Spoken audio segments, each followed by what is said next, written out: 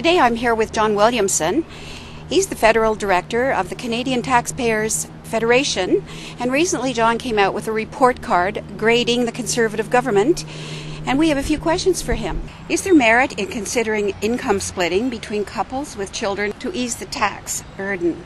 Well, there sure is merit in allowing families to split their income, and this is just one of the many tax relief options both the governing Conservatives and the opposition Liberals should be considering before going to the polls whenever the next election is called. But clearly all Canadians are overtaxed, and that includes families as well as individuals. What's best for the economy and Canadians? A drop in the GST or an income tax cut? That's a really good question, because of course the Conservative government has already cut the GST by 1 point, and they're promising a further cut of 1 point between now and the year 2011. A lot of economists think that and argue that a cut to income taxes is preferable, and that's generally the case, but there is one caveat.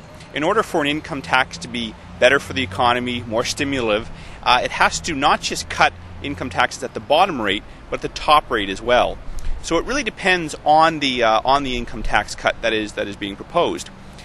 So in this respect, while our organization has applauded the Conservative government for cutting the GST by 1 point and fulfilling its election promise, we think it's also very, very important for the government of the day to also cut income taxes as a way not only to send the surplus back to Canadians, but also to ensure the economy stays strong into the future. What's your opinion on tax shifting as an economic and environmental tool? That's another good idea that's, I think, receiving a lot more attention with the environment now front and center. I think tax shifting, the idea whereby some taxes are increased on things we don't want and taxes are reduced elsewhere to encourage the things we do want, is a fine idea. The only concern is that often environmentalists will talk an awful lot about just increasing taxes on things they don't want and not enough about cutting taxes elsewhere. So I think the bottom line is any tax change, any tax reform must be revenue neutral. Thereby, if the governments are going to look at taxing new areas or raising taxes in some areas, they must offset that tax reform, those tax increases, with a corresponding dollar-for-dollar cut elsewhere. By prioritizing a debt retirement schedule, how does that affect the taxpayer? And why would it be a benefit? Well, one of the things that our organization has called for at the Canadian Taxpayers Federation is for Ottawa to implement a legislated debt retirement schedule. Right now, Ottawa pays off debt at the end of the year. It tends to be an afterthought as opposed to a priority.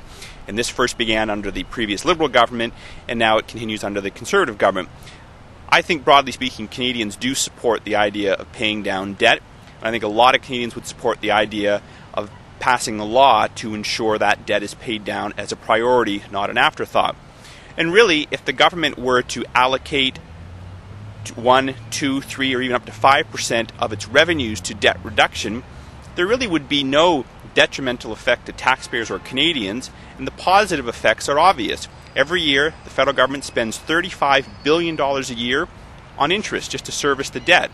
That amount is higher than what we spend on the military, healthcare, education. It is the biggest single spending item in Ottawa. Debt interest. We receive nothing for that. If we were to reduce the debt, we also reduce the amount of interest we spend every year to service that debt, thereby freeing up money to spend elsewhere or to cut taxes. If it is scrapped by the Conservative government, how would they cut emissions of greenhouse gases? We're referring now to the Kyoto Protocol.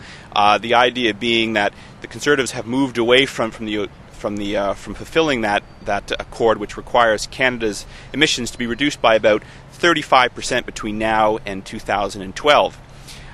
Our organization has taken the view for the last couple of years that there is no way that Canada can fulfill its Kyoto targets, and therefore the best thing to do is to walk away from the international agreement and cut and set longer-term targets that will see Canada cut its greenhouse gas emissions.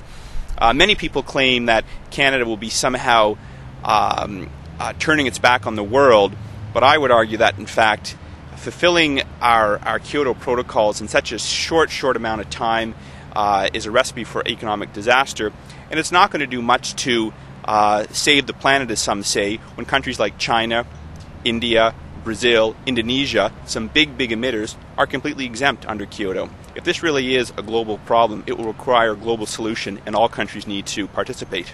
In the bigger picture, how can Canadians help save their planet if government fails to take action? Who's accountable? Well, I think that's an interesting question, and I think what we're seeing actually from both the Conservative government and the Liberal government is a move towards the center, so to speak. When we heard most of the Liberal Party leaders in their last convention, they were all talking about a timeline that was 20 or 30 years. And coincidentally, that is what the Conservative government has been talking about, a timeline that will see reductions come down over the next 20, 30 years. And in terms of accountability, I think Canadians all want a clean environment. We all want a better world for tomorrow. But I think the solution is to find market-based solutions as opposed to command and control solutions coming out of government that involve a lot of spending. Look, here's a good example. In the last 17 years, emissions have gone up by 33% in Canada, despite the best efforts of governments to try to cut emissions or come up with creative plans. Meanwhile, in the United States, a country which has not signed on to Kyoto, their emissions have gone up only by half as much. Why? Because they have adapted technology to try to solve this problem through cleaner cars, through cleaner emissions, as opposed to ordering people simply to turn down the thermostat in the dead of winter or clean all their clothes in cold water. How can Canadians, as the Prime Minister said, get used to the high prices of gas? Well, this is really a disappointment. The fact that Stephen Harper, as opposition leader, was crisscrossing southwestern Ontario less than 2 years ago, demanding the previous Liberal government cut gas taxes. And in fact, he talked about the need to perhaps roll back the GST on gasoline, thereby giving consumers a break. In government, though, he has completely turned his back on this plan, and now he is telling Canadians they have to, quote, get used to, end quote, higher gas prices. Clearly, this is unacceptable, particularly for a politician who campaigned tirelessly on the need to lower these gas taxes. So when the Prime Minister talks about getting used to it, well, he's talking about families having to spend more of their budgets on gasoline, and this is going to mean less money for perhaps an outing to the movie theater or a trip across Canada in the summer, and that's disappointing, particularly when Ottawa is running surpluses in the range of $8 to $12 billion a year. Clearly there's room for Ottawa to lower gas taxes. Why are we paying so much at the gas tanks and not getting our share of the tax benefits? Well, there are many reasons why gasoline prices are so high.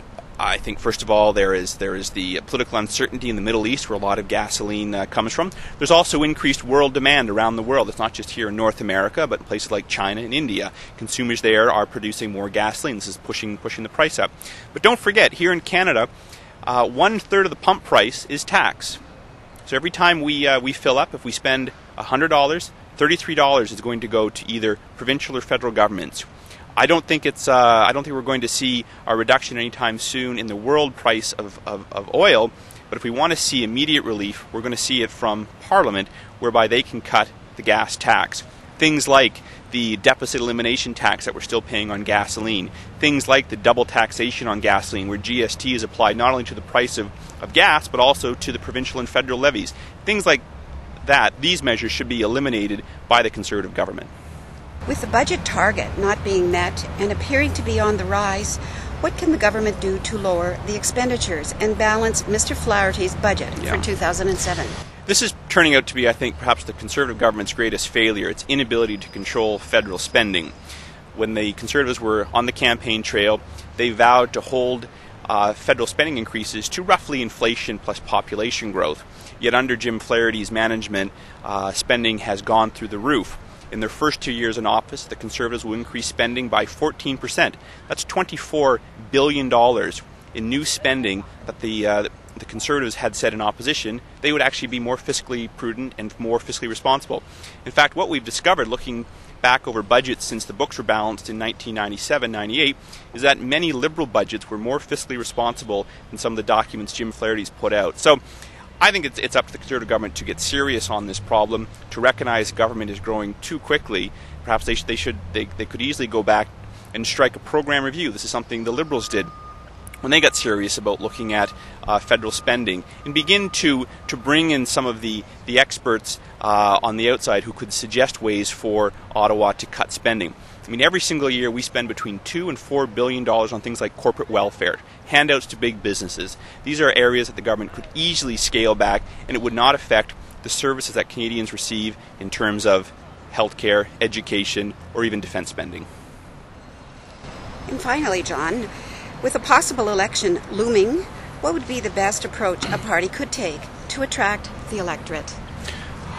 I think that there are a series of measures. I think, for example, one that our organization doesn't follow a whole lot is the question of crime, particularly with the shootings over the weekend in Toronto. But from our point of view at the Canadian Taxpayers Federation, we think one way to mobilize voters is to offer a sensible tax relief plan. Look, the Liberals cut taxes in the 2000 election, or right before that election, and they were rewarded with a handsome majority. In 2004, Paul Martin turned his back on tax relief and paid a political price. In the 2006 campaign, both the Conservative Party and the Liberal Party rolled out tax relief plans, and of course, voters ended up going with the Conservative plan. But I tend to think that there is still a large segment of the population that's crying out for income tax relief from any party that is prepared to offer it. And what's interesting is that tax relief has moved from a conservative issue, a small c conservative issue, to one that both major parties now embrace. So it's actually an issue that I'm looking forward to reviewing, I suppose, between now and the next election, because I think both parties are going to put forward some sort of tax relief plan. Well, thank you very much. My pleasure.